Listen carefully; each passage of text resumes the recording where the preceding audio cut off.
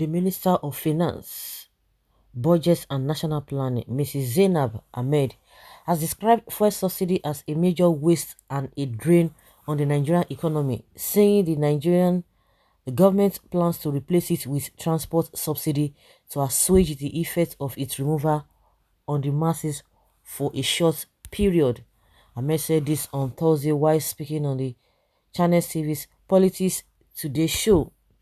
She said the Petroleum Industry Act that has been passed as a provision that says petroleum products should be deregulated, which means there should be no subsidy of any petroleum products. In making our plans, we assume that this deregulation would take effect from July 2022. It is important that we exit the subsidy.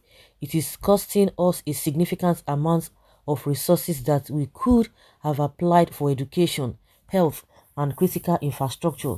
It is a major waste and drain on the economy. According to her, fuel subsidy only benefits people with several cars and not the masses. She said, who is benefiting from this subsidy? Is it the people with a number of cars that they run? It is not the person entering a bus from the village to the market. If you look at those large transit buses, they run on diesel, and diesel is deregulated. If you look at trucks that carry goods from farm to market, they run on diesel. What the common man uses for cooking is kerosene. That also is deregulated. So why should we continue to keep the subsidy for a product that is only benefiting the people that can actually afford the market place? She added, we are looking at providing some palliatives for a large number of the population. We are looking at, in terms of transport subsidy for a short period like 6 to 12 months, transport subsidy that would be given straight to individuals. What is constraining us is the issue of registration. The national identity registration process is ongoing, and we want to make sure that this subsidy goes into the hands of the right people, that we can make transfers to the people using their BVN, account number and NIN, and we know that it is we know that it has gone to the right people. That is part of the thing we are negotiating and working on. According to the minister, the government is also engaging with the World Bank in designing a program that will help to provide that succor for a minimum of 6 months and a maximum of 12 months to enable us, the government, make the transition. She said the government was considering the possibility of ending fuel subsidy before July 2022. She said if the government is able to get the funding for the transport subsidy, then the removal of the fuel subsidy would be earlier than planned. So 1 year for Buhari to leave office by that time in June 2022.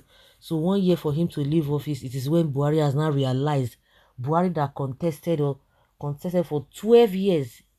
He was even telling Nigerians that anybody who tells you that they are paying fuel subsidy, that is a scam. That there was nothing like that.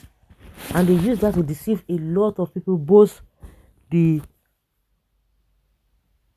elites and the common man. And everybody came out for protest in 2012. Oh, everywhere was bubbling. No. PDP, good luck Jonathan, they are very wicked people, this and this and this and this and that. And we said, okay, no worries. Buhari told us that it's a scam. They're not paying anything. So it took him 7 years to realize that it is, oh my God. And the worst part of it is that all the rubbish that Buhari has talked about, all the nonsense that he's doing, all the things that people condemned, he's doing them now, and people are not even saying anything about it. As if, it baffles me. Whether because of intimidation here and there, or because the man is adamant on doing the wicked thing, people have talked and there's nothing they can do. Just like unlike Good Luck Jonathan, when he comes out with something and people, oppose it, before you know it, he will just change it. But Buhari, Maybe that is just the reason. Either people are afraid, or people are tired, are fed up, and Buhari is not ready to shift ground. Because everything that happened in the last administration before he came on board is doing worse, and people tend to like, okay, just overlook at look the whole thing.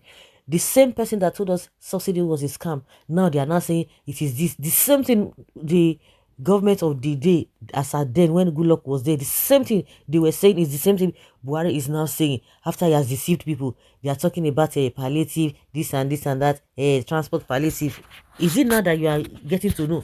So for the past 6 years, since 2015 that you came on board, you didn't realize that at some point they brought this man Keyamo. Keyamo was telling us it is not a subsidy they are paying, it is premium to change it.